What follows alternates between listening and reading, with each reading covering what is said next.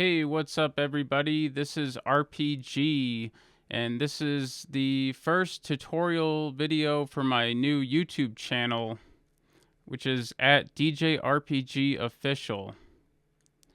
So, I figure for today, I'm just going to talk about sidechaining, but we're going to just look at kind of the old way of sidechaining. It's also the free way of sidechaining. I know that a lot of artists nowadays use plugins like Volume Shaper and LFO Tool and other sorts of shaper plugins. But we're just going to look at using Ableton and its built-in compressor, and just laying down here just a couple tracks of a kick drum, a hi-hat, and then I have a pad. And the pad is made with Linear Digital Sylenth 1. This is a tutorial I've explained in my courses at RIT. And yeah, I hope it's helpful for anyone just trying to learn how to sidechain. All right, so let's get into it. So, say we have the Sylenth channel, this channel 6 here, and you've got a pad, and I've got just a simple triad, just playing like a C minor chord. All right, and then on the channel, we have, of course, Sylenth 1, but then we have a compressor, and this is the Ableton default compressor.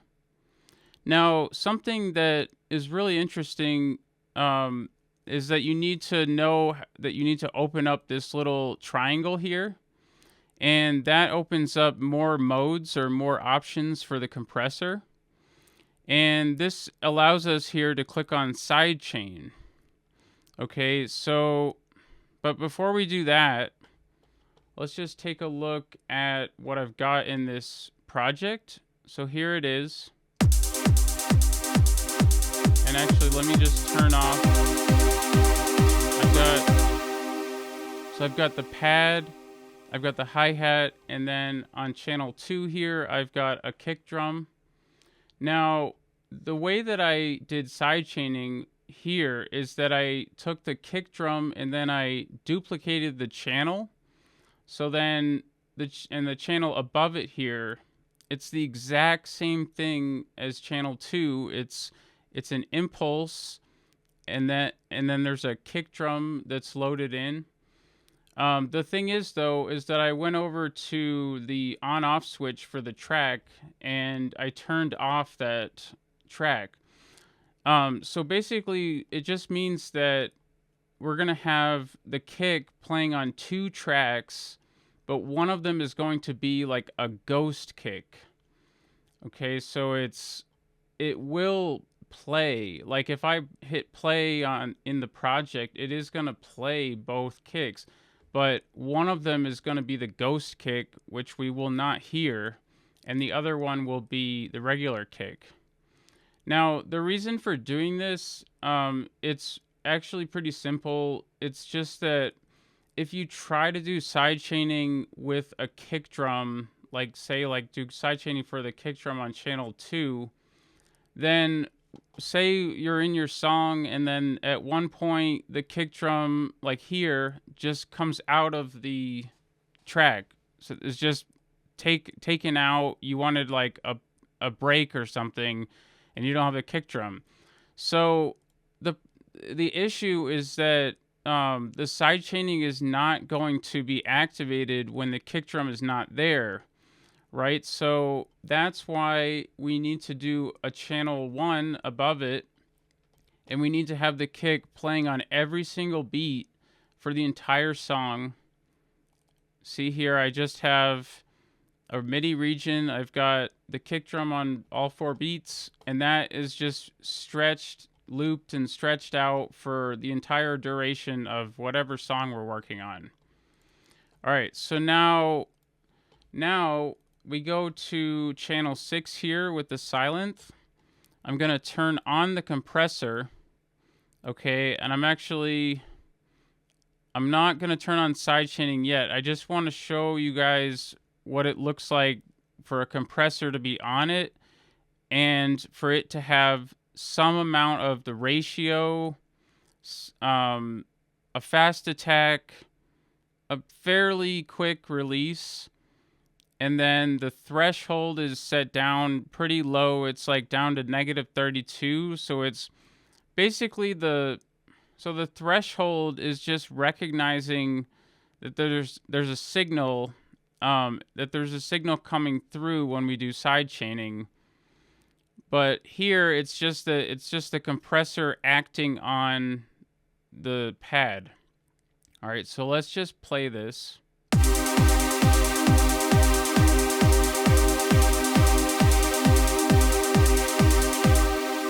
Okay, now I also have an EQ on here, but this is just doing a real simple low cut under 100 hertz. We could raise this up a bit, because the whole gist with this is just that I didn't want the pad to be playing straight on top of the kick and having the frequencies of the pad overlapping too much with the kick. So that's just why I did a pretty simple low cut, around 100 to 200 hertz. All right, but now with the compressor, so we'll turn on sidechaining. Okay, so now we have to go to audio from. So this is basically just, it's the source. What is it that we're asking the compressor to look for doing sidechaining? So in this case, we're just going to click the first one, sidechain trigger.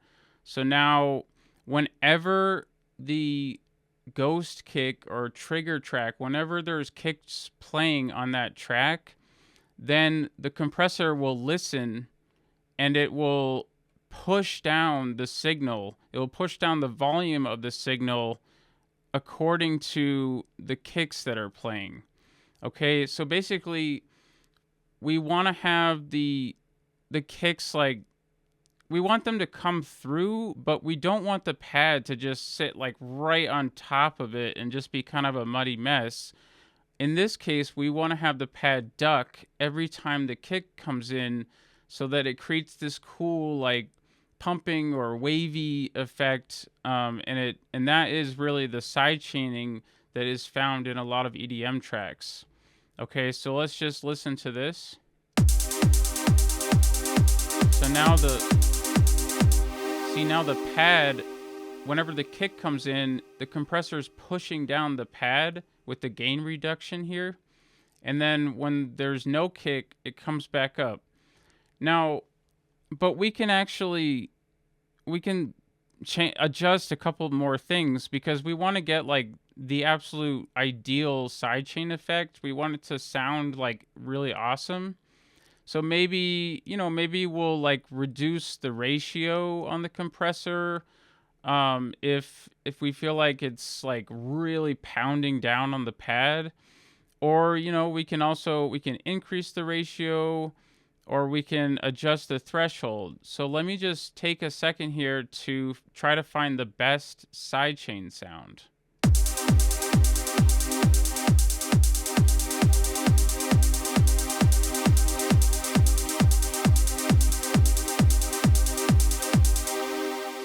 Yeah, I mean, I think that's pretty good. And you can tweak it however you want. Now also we have this control here for gain, and that's gaining the source, the sidechain source. So if you adjust this, it does make a difference, and it means that the kick drum is coming through louder in the compressor or softer in the compressor. Okay. Now what I'm going to do here is on track 3, I'm going to have another compressor, okay, and I'm going to turn on the side chain. I see it's already on here. And then I'm going to do audio from again, sidechain trigger. Yep, all the same. The gain is like around similar to what it was on the other one. But see, basically I'm going to have the pad ducking when the kick drum comes in, and then I'm gonna do a sidechain effect on the hi-hat. as well. Okay, so let's play this back and try to get it just right.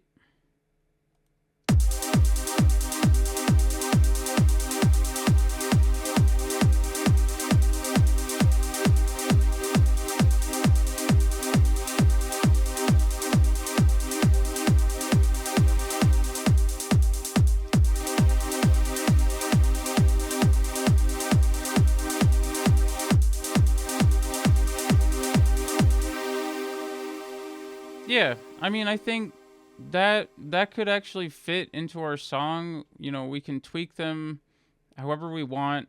Now, on any track that we add, like if it's a lead or if it's a pad or if it's a bass or if it's percussion like this hi-hat one, we can just do side chaining, and so that just allows for the kick drum to cut through the mix, and it allows us to do those cool wavy effects on the instruments and channels.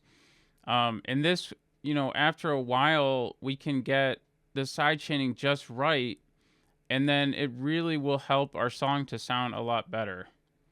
So yeah, I hope that this was really helpful. Feel free to rewatch any part of this if you didn't catch what I was doing on the compressor or something. But yeah, that's how we do side chaining in Ableton Live the old way. Thanks.